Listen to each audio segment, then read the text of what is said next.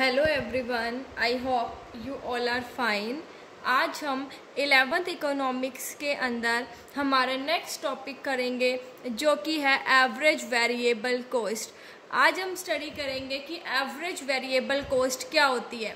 देखिए, it is the variable cost per unit of output, मतलब एक यूनिट पर जो वेरिएबल कॉस्ट आती है, ठीक है, वो होती है एवरेज वेरिएबल कॉस्ट। और एवरेज वेरिएबल कॉस्ट को हम कैलकुलेट कैसे करते हैं?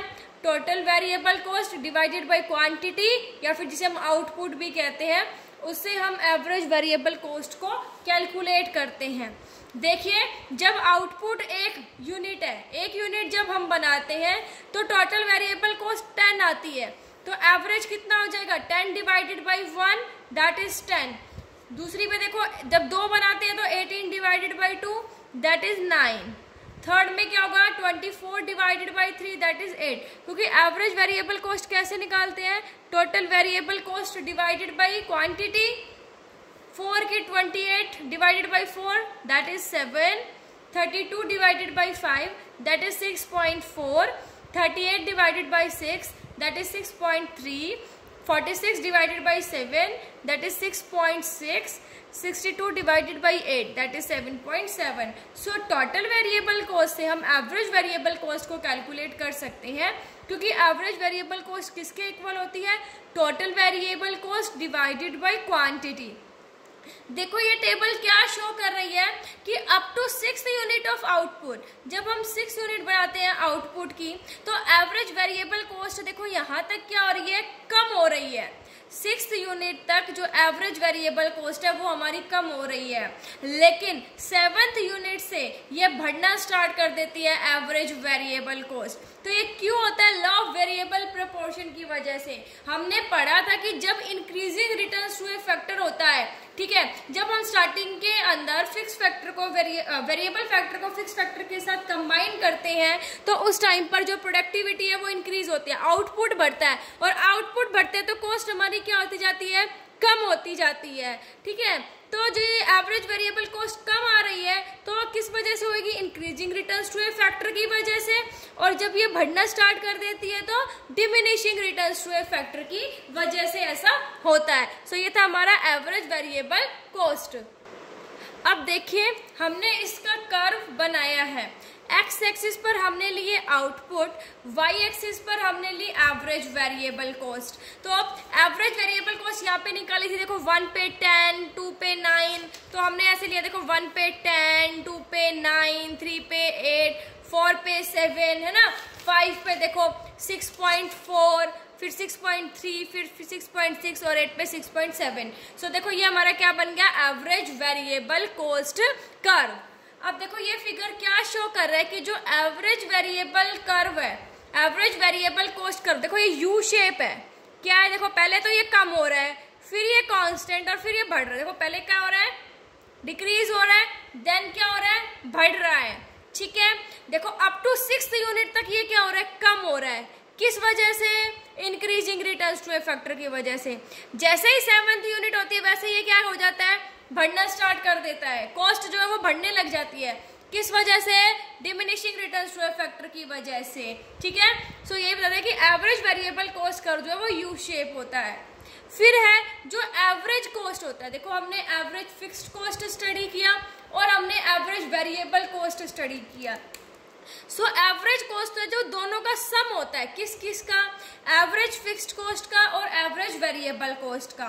शॉर्ट पीरियड के अंदर जो एवरेज कॉस्ट कर्व है वो वर्टिकल, ऐसे वर्टिकल समेशन होता है एवरेज फिक्स्ड कॉस्ट का और एवरेज वेरिएबल कॉस्ट कर्व का।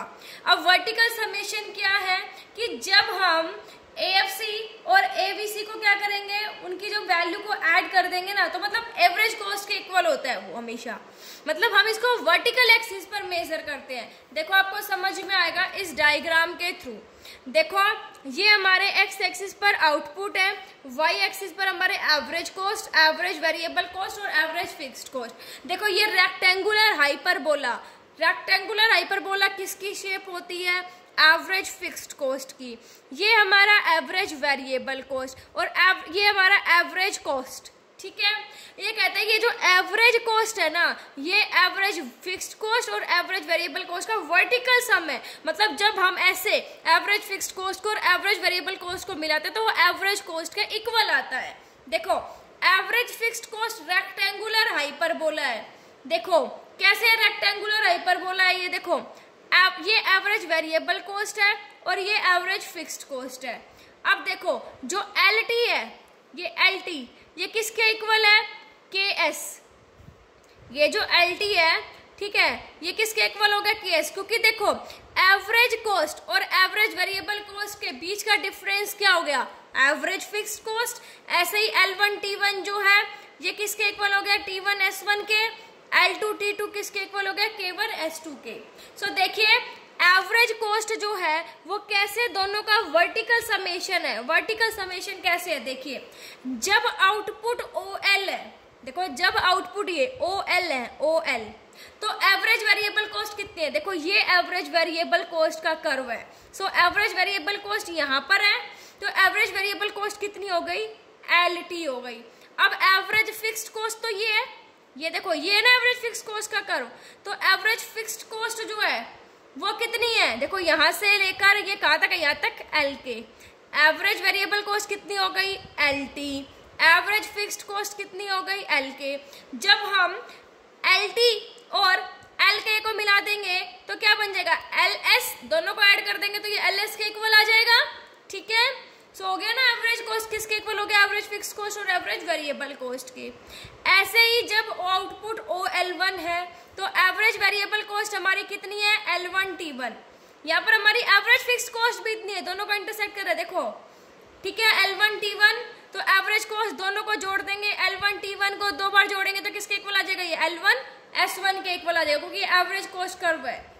अब देखो जब आउटपुट L2 है तो एवरेज वेरिएबल कॉस्ट कितनी है, L2 K1, यहाँ से लेकर यहाँ तक। एवरेज फिक्स्ड कॉस्ट कितनी है, L2 T2। इन दोनों को ऐड करेंगे तो किसके इक्वल आ जाएगा, L2 S2 के इक्वल। सो देखिए एवरेज कॉस्ट जो है वो दोनों का क्या है, वर्टिकल समेशन है। एवरेज कॉस्ट की जो शेप होती है वो U शेप होती है। क्यों होती है U शेप कर, देखो पहले तो ये नीचे हो रहा है, फिर ये कांस्टेंट, फिर ये बढ़ रही है कॉस्ट इसकी। सो जब एवरेज कॉस्ट कम होती है तो किस वजह से, increasing returns to a factor की वजह से। कांस्टेंट है तो constant returns to a factor की वजह से। और जब एवरेज कॉस्ट क्या हो रही है, बढ़ रही है, अब कॉस्ट बढ़ती है तो diminishing returns to a factor की वजह से, ठीक है। जब एक लिमिट तक फिक्स फैक्टर यूटिलाइज हो जाते हैं वेरिएबल फैक्टर के साथ, एक आइडियल लिमिट रेशो होता है, उसके बाद भी अगर हम वेरिएबल फैक्टर को लगाते हैं तो रिजल्ट जो है वो नेगेटिव में आने लग जाते हैं, कॉस्ट जो है वो इंक्रीज होने लग जाती है। सो इसलिए एवरेज कॉस्ट कर्व जो है वो क्या होता है, यू शेप होता है, ठीक है। यही चीज हमने इसमें बताई है कि एवरेज जो कॉस्ट है वो शॉर्ट रन के अंदर यू शेप होता है, क्योंकि वेरिएबल प्रोपोर्शन की वजह से एवरेज कॉस्ट कर्व की कॉस्ट जो है कम होता है, किस वजह से, increasing returns to a factor की वजह से। कॉस्ट कांस्टेंट होती है constant returns to a factor की वजह से, और बढ़ती है increasing returns diminishing returns to a factor की वजह से। सो आई होप आपको ये समझ आ गया होगा। Thank you, stay safe, stay home.